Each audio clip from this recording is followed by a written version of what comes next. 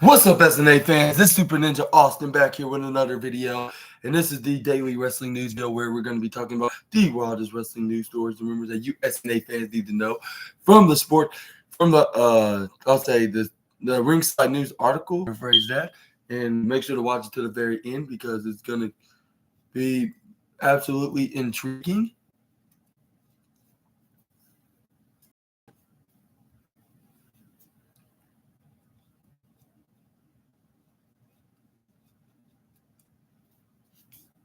Cool enough.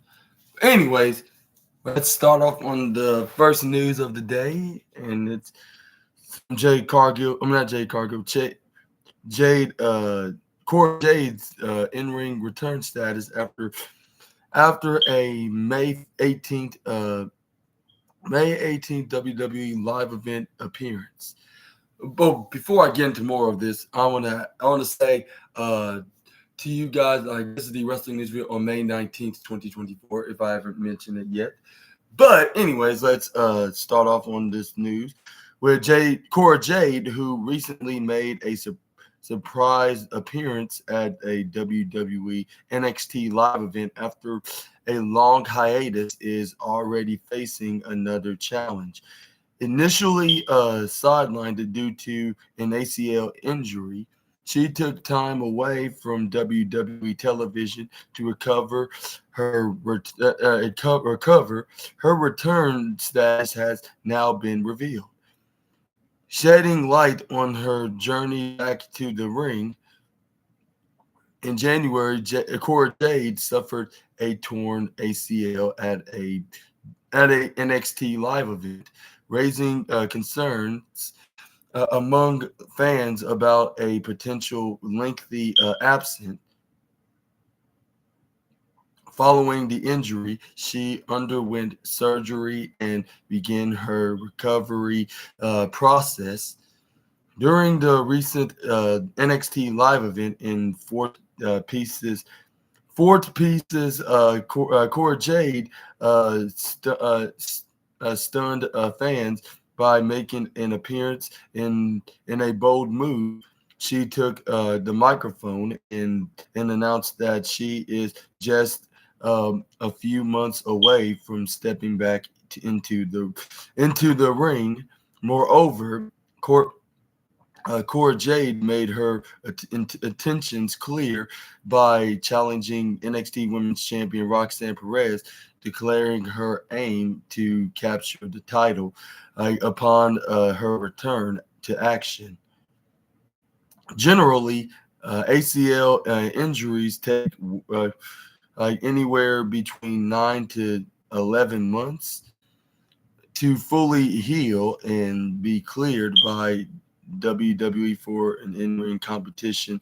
Considering Cora Jade's injury occurred in close to the end of January, so her earliest could possibly her earliest possible return to the ring competition would be somewhere around October. In the comment section right down below. But some just tells me that she might not be making her return, probably not around until like, if it's somewhere around the corner, I think it'll probably be towards the end of summer, like between the line of August or September. But either way, like, I still think she could go after what's her name, Roxanne Perez, once she's back in ring action and made her long awaited injury return or long return from injury and finally get her opportunity for the NXT Women's Championship.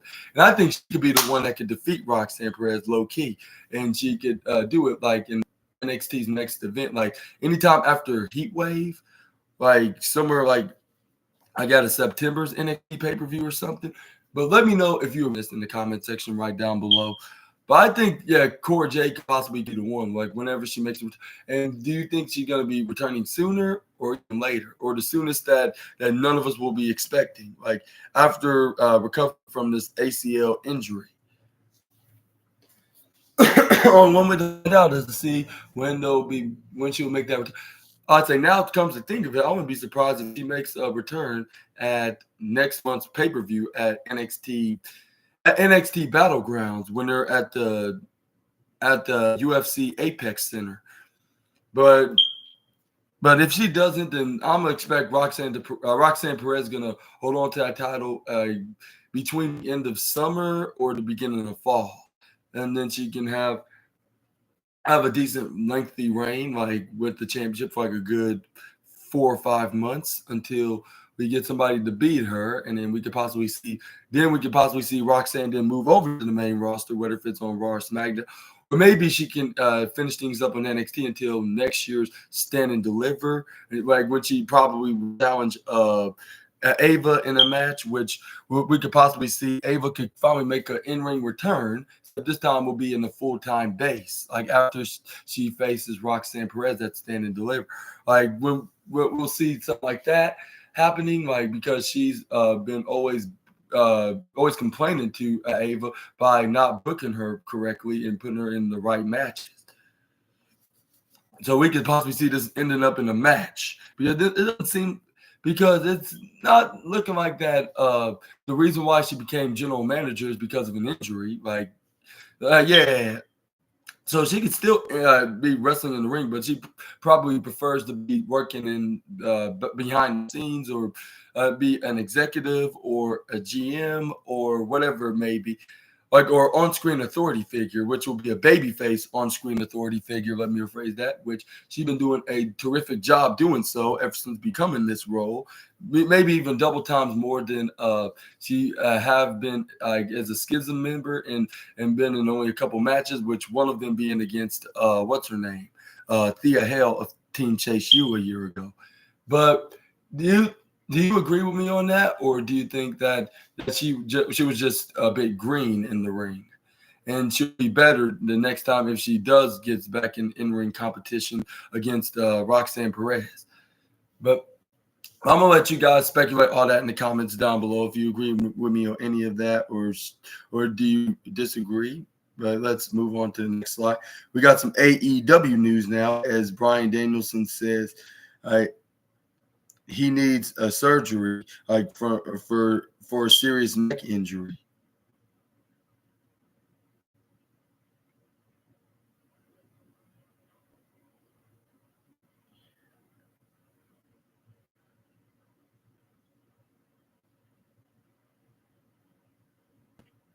And it says right here, onto this news report, the revolution that is All Elite Wrestling is documented.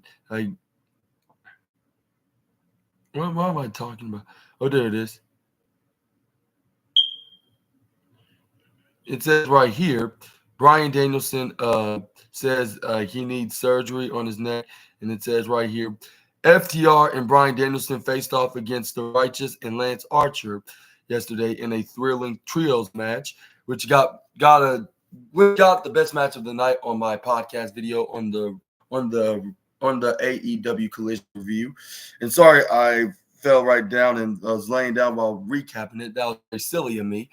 That's because they had a long day and it was a long story, and I was very tired. But I thought I might make the AEW, but the second half of the video I could not take it standing anymore, so I just laid down.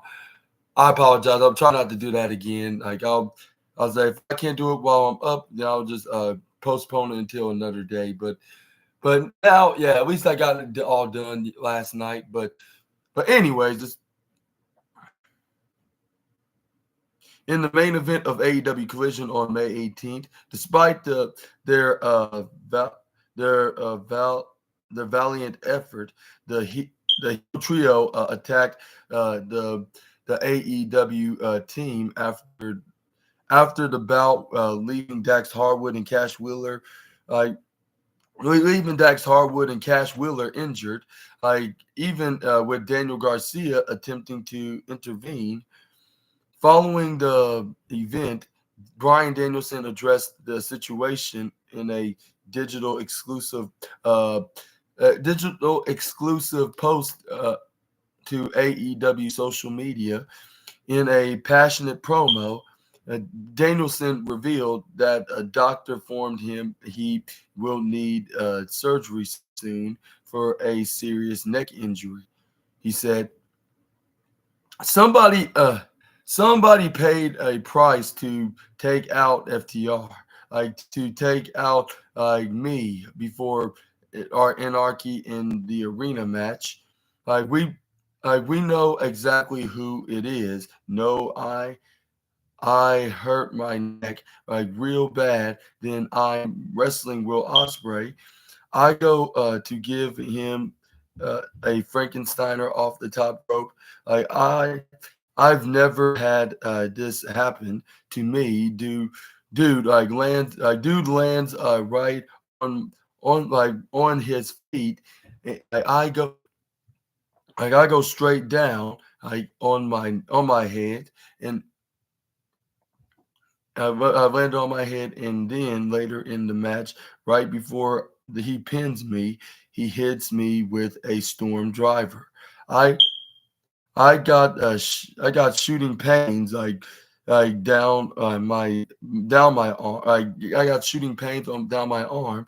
I'm at home and I have to go get MRIs. I had a com- a compre a compression like a compression of the nerve roots on the nerve root at the C6, C7, and I mean the six C6, C7, and C7 T1, and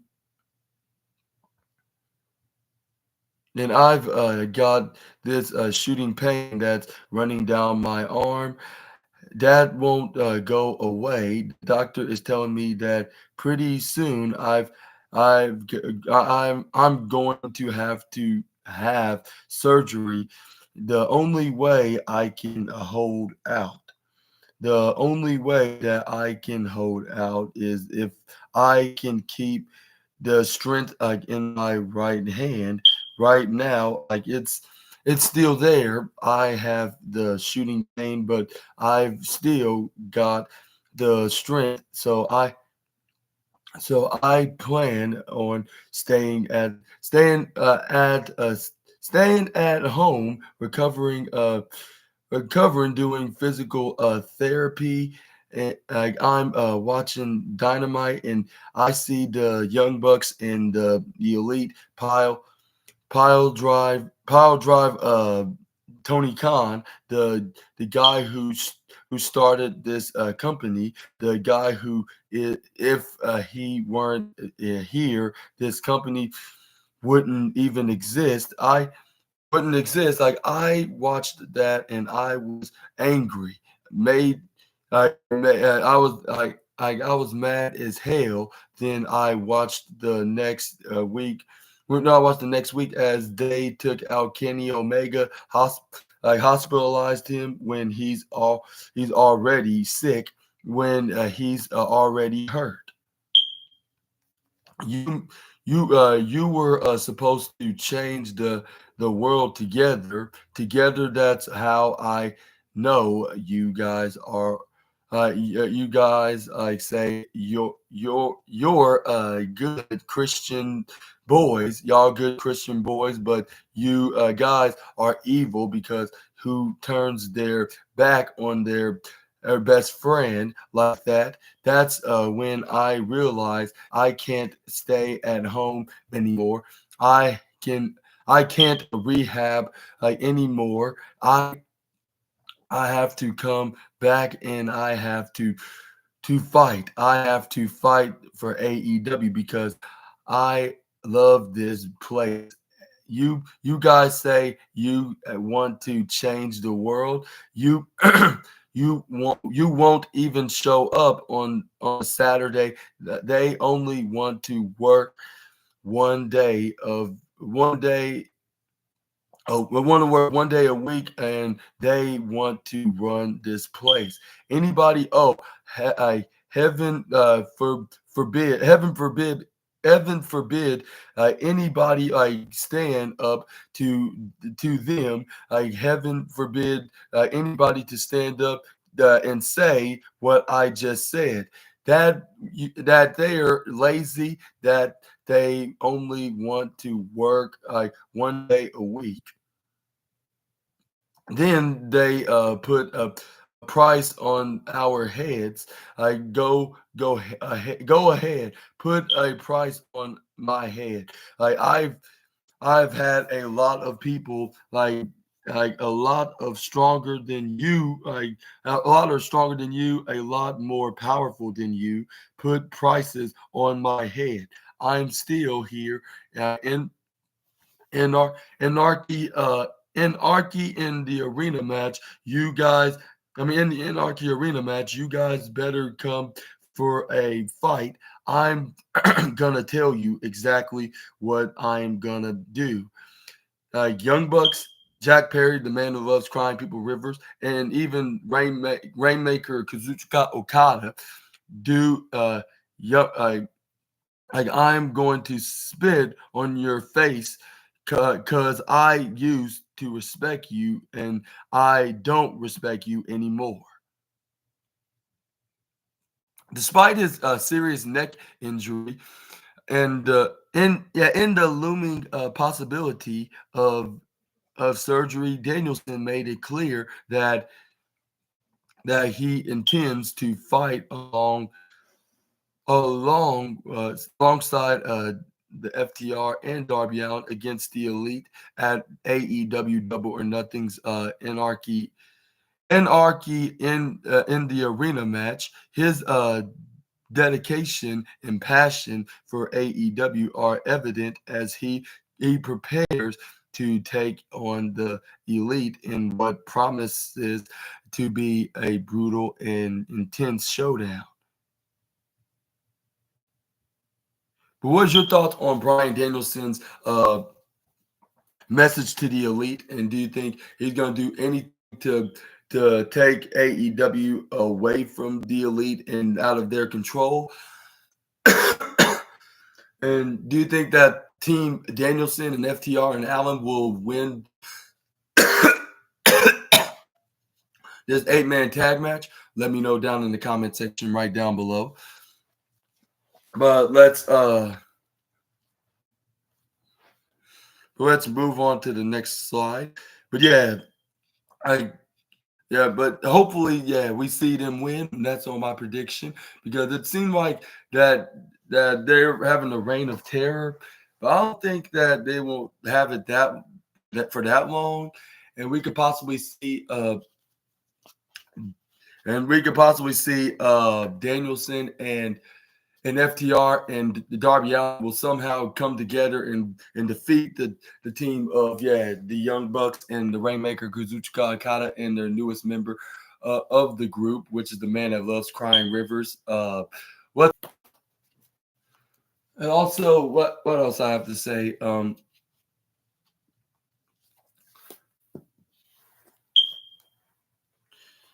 But I could see the Young Bucks could win, like like they try to win, but like try to go for the BTE trick on either Danielson or Allen. Well, also and try to mess up more of his neck. But this is where we could possibly see either Omega or Tony Khan coming in to intervene and and distract him while Danielson grabs one of the Elite members and either Darby Allin or Uncle Dax or Uncle Cash grabs the other one. And this is where they start hitting their respective finishing maneuvers onto them. This is where we can see Danielson then hit either Nicholas or Matthew Jackson with the LaBelle lock or the yes lock, and then make tap out, and then we see them win the match in this little anarchy in the arena match. Yeah.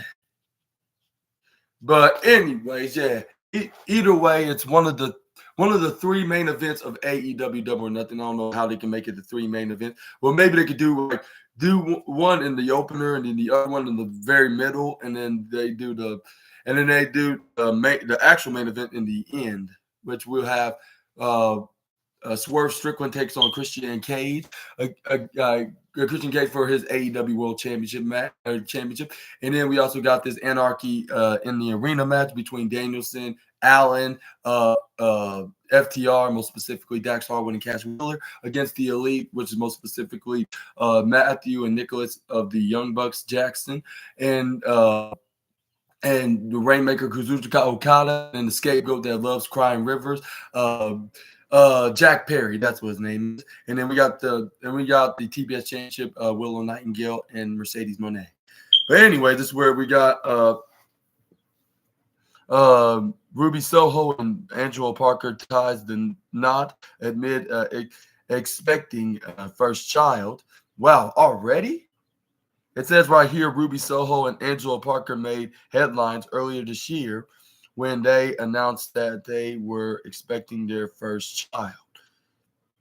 Much to the delight of their fans, now there's even more joyous news to share as the couple has recently now tied the knot. Ruby Soho and Angela Parker were married in the ceremony in Ohio. The two have been in a relationship since 2023, and their happiness together is evident.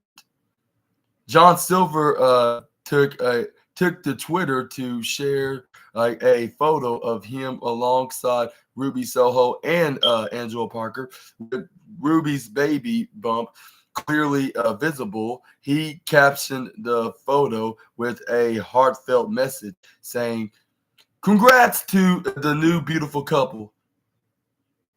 The on-screen chemistry between former Riot Squad leader and Parker has captured the hearts of many fans, and with a baby on the way, the joy only continues to grow. Now that they are married, it's clear they have even more exciting plans for the future. And then and hereby Super Ninja Austin, courtesy to the SNA podcast, want to wish we wish a huge congratulations and a huge congratulations, and wish you many years of happiness along with y'all's future family that's on the way, which one of them being on the way. Let me rephrase that. But yeah, I want to wish y'all many more years of happiness, and also and many more and wish y'all the best and the blessed of luck to y'all's children's future ahead, about sevenfold of good health, good luck, or blessings upon you and y'all's future family. Yeah, let me rephrase that. Hopefully that was a perfectly good toast, I guess you could say, a toast speech or whatever you want to call it. But yeah, I thought I might give you guys that anyways. But I would suggest you guys doing the same in the viewership as well to the latest wrestling couple, and the latest happy wrestling couple finally tied the knot. And and maybe it was for a good reason they did so, because they must have had plenty of things in common, and they must really love each other. Or maybe I should say it the other way around, but y'all get what I'm trying to say. There must have been plenty of common things, and which one of them being love as well, and obviously the other thing, which they're into the grappling business. So that was plenty of other things. That's why they got together in the first place. But let me know in the comments below what your thoughts onto this joyous news with the two couple. And then let me know in the comment. Let me know in the comment section right down below when do you think that Ruby Soho will give birth to their future child? Which I'm not sure. I'm not calling y'all psychics. I'm just saying how long do you think, what specific month she got pregnant, by April? So she could possibly be giving birth by the time of January or February. Yeah. Around 2025. But let's move on to the next news. But I want to give a a ginormous congratulations more than I do to the wrestlers winning their matches. And yeah, and I want to wish the latest wrestling couple, yeah, 7,000 pound of blessing in their life with their families, and then their future families. That's coming to that. That will be that's going to bring many more years to come, I guess you could say. But yeah, let's move on to the next slide. We got some Gable Steveson news next, as WWE's backstage reaction to his release has been revealed. Gable Steveson joined WWE about a few years ago, and had been training through dark matches and faced uncertainties about his status on WWE television. He was released by WWE earlier this month, and now WWE's internal reaction to his release has been revealed. Gable Stevenson's release from WWE was long time coming for many fans, given his difficulty in connecting with audiences. Despite his despite his earlier expression of satisfaction, with his role just a month ago, like following his WWE release, Dave Meltzer reported on his Wrestling Observer newsletter that Gable Stevenson's departure was primarily due to his inability to meet the exceptions set by his lucrative contract.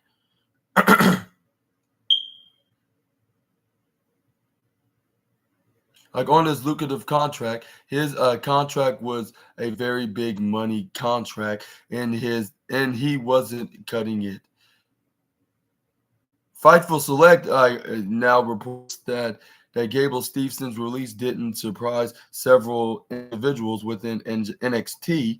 One talent highlighted the difference in development between Stevenson and his brother Damon Kemp, noting that Stevenson's lack of progression rather than his rather than his previous legal troubles was the primary factor in his WWE release.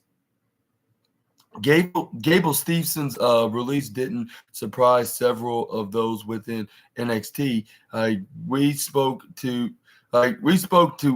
with one talent pointing to the difference in development from Stevenson's brother Damon Kemp and the Olympian. Those that we spoke to were of the belief it was a lack of progression and not his previous trouble with the law. That that factor into his WWE release. We have also reported that NFL teams had expressed interest in signing Gable Steveson, and this just might be his next next destination now. That he is gone from WWE. Regardless, Stevenson's not part of WWE anymore, and that's the bottom line. And where do you think Gable Stevenson's going to be heading to next? And do you think he will indeed join the NFL? Rumor has it that he was spotted talking to talking to some people, talking to some people of the Buffalo Bills, and who knows, he could possibly join them.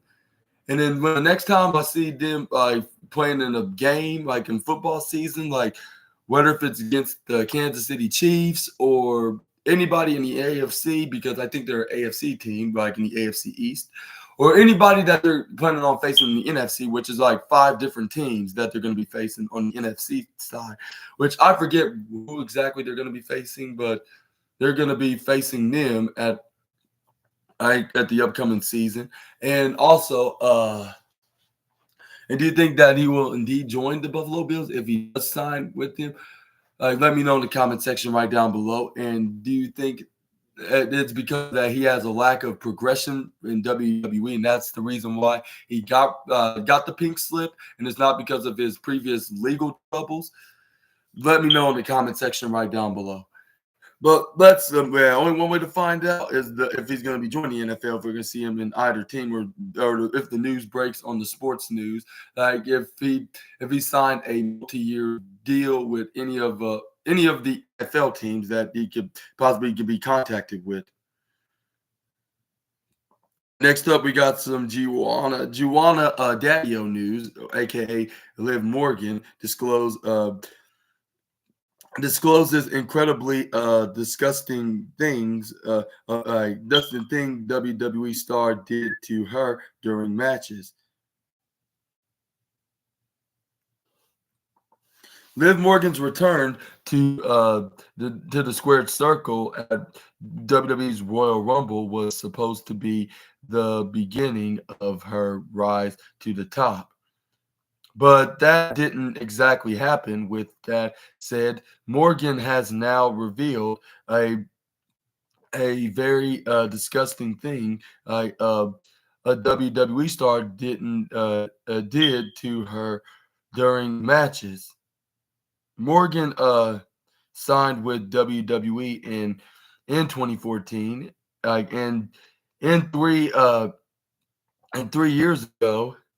Oh, not 3 years ago. 3 years later, not 3 years. I don't think 3 years later, she made her main roster debut as a member of the Riot Squad, alongside Ruby Riott and Sarah Logan. Over the following years, the former SmackDown Women's Champion frequently teamed up with Sarah Logan in various tag team matches. But in a recent interview,